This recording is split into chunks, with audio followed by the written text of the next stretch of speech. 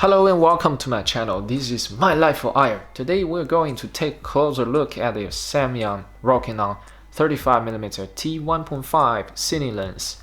I want to talk about how I got rid of the Sony 50mm lens and got myself this lens instead. And I'll show you a lot of sample photos and videos, so stay tuned. Before I start, I just want to point out that I'm using the Sony A-mount version because Amazon labeled this A-mount lens as E-mount and sold me this A-mount as E-mount. So I had to buy an adapter. The adapter I'm using on this lens is the K&F concept Minolta AF2 Next version, which connect the A-mount lenses to E-mount bodies. It's a dummy adapter, doesn't have electronics. All the tests are done with the A7RII. First, I want to talk about the build quality. Build quality is awesome. Really premium plastic body. It's really nice. It's both good looking and really nice to touch. I like the curve, like the design of the lens. It looks just beautiful. And the focus ring and aperture ring are equipped with gears for cinematography purpose, but I don't think I'm gonna use it. Also, it's not the most comfortable thing to hold in hand when shooting photos because of the gears. But I found it cheaper than other versions at the moment. So 2. Focus ring is a bit more loose than I imagined. Somehow I picture in my head that the focus ring was very stiff and tough to turn, but that's not the case. Focus ring travel distance is quite long, allows very smooth and slow focus transitioning, so it's very useful when filming, but I prefer slightly shorter travel distance, so can allow me to pull focus faster.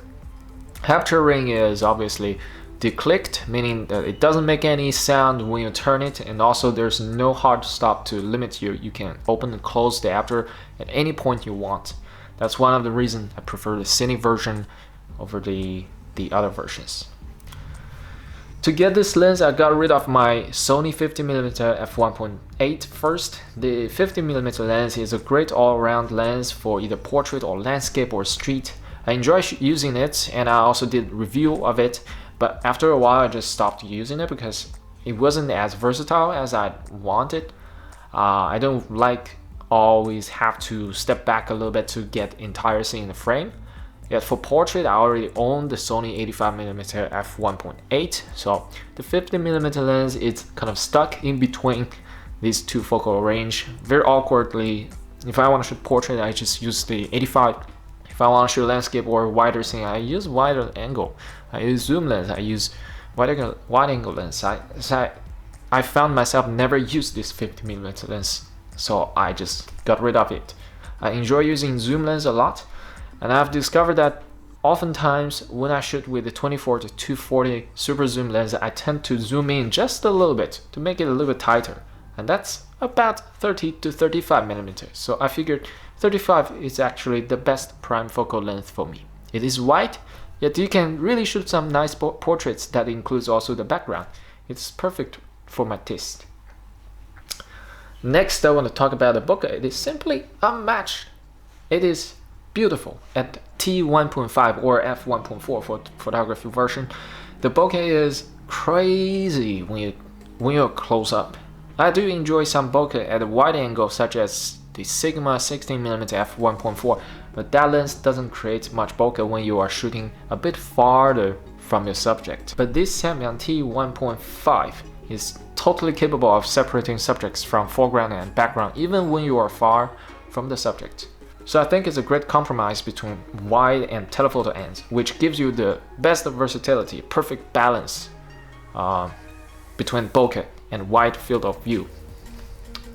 Next, I want to talk about image quality. The Samyang 35mm lens is definitely sharp straight out of the camera. At max aperture, it will suffer from chromatic aberration, but I think it's a sacrifice that's worth it for the bokeh.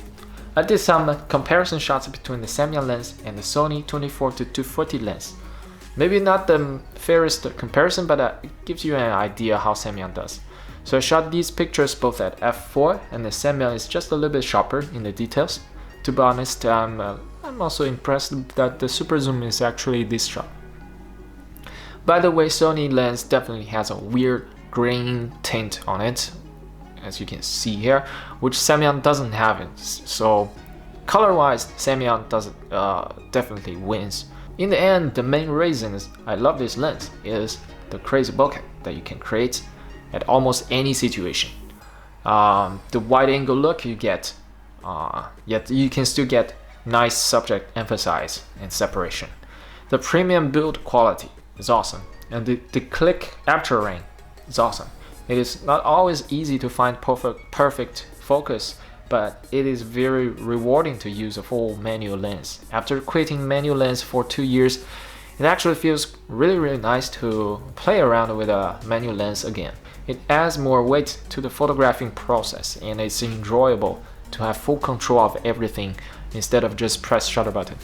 There is debate whether 50mm or the 35mm should be the best all-around prime focal length. Well, for me, it is 35 for sure, but it will depend on person, I guess.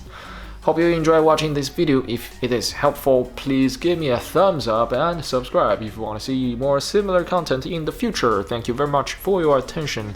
See you next time. Bye.